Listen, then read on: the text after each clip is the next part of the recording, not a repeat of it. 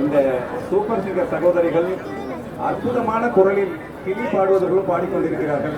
நீங்கள் அதை ரசித்துவிட்டு கைத்தட்ட கூட உங்களுக்கு நேரம் கிடைக்கவில்லை. கை தட்டினால் ஹார்ட்டுக்கு ரொம்ப நல்லது. அதனால இந்த நேரத்திலாவது கை தட்டி மகிழ்வோம்.